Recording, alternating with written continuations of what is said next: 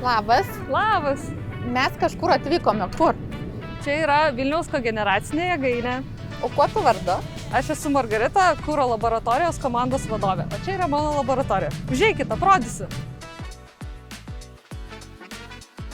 3 žodžiai, kuriais apibūdintum savo darbą. Dinamiškas.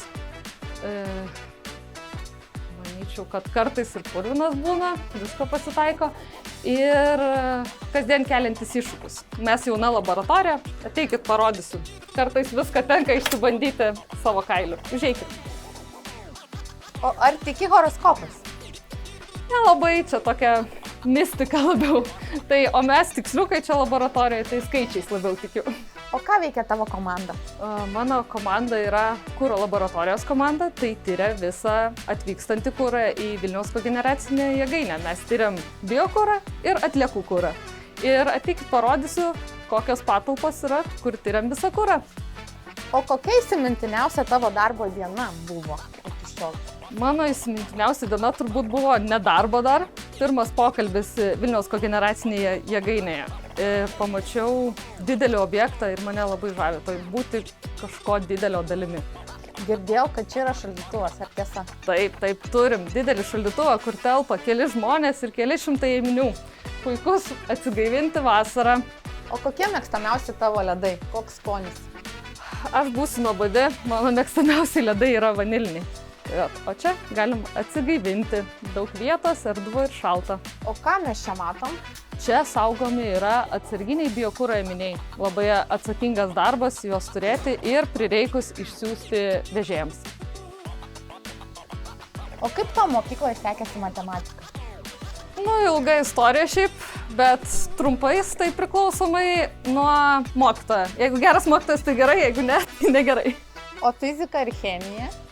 Fizika ir chemija sekėsi gerai ir mano mėgstamiausi dalykai. Aš esu iš Jonavos, tai ten, kaip sakoma, chemikų kraštas. O čia nenustebkit, čia ne maistui skirta, čia mes biokuro visuminę drėgmę nustatom. O kokia būtų priežastis, kodėl rekomenduoji moksleiviai pasirinkti energetikos krypties studijas?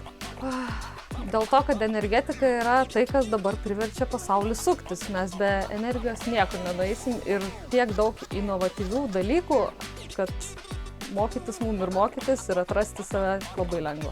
Ką dar mums gali parodyti? Porą dalykėlių, kurie yra gan paprasti, bet labai palengvina laboratorijos darbą. Mes turim tokį didelį eksikatorių, kuriame laikome paruoštus indus ir ėminius po tyrimų. Ir turim indaplovę, kuri irgi pagerina mūsų kasdienį darbą. O ar turi hobį kokį nors? O mano hobiai ištisai keitėsi. Šiuo metu yra siuvimas ir esu išardžius mezgimo mašiną, kurios dar nesudėjau, tai dar galvoju, kaip sudėsiu.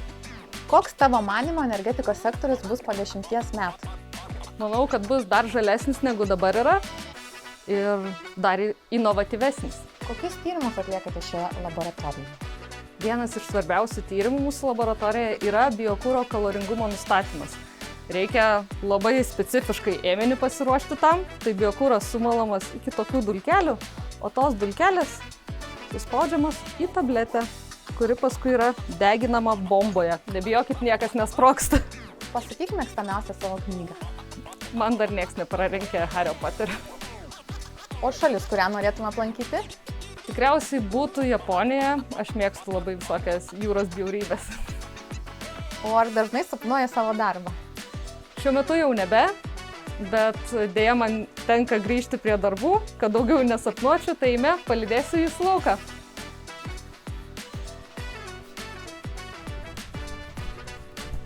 Bet dar paskutinį klausimą noriu užduoti prieš atsisveikindama. Ko palinkėtum abiturientams? Abiturientams palinkėčiau neprarasti vilties, kad jie gali pakeisti pasaulį. Ačiū tau labai. Nėruška, iki pasimatymo.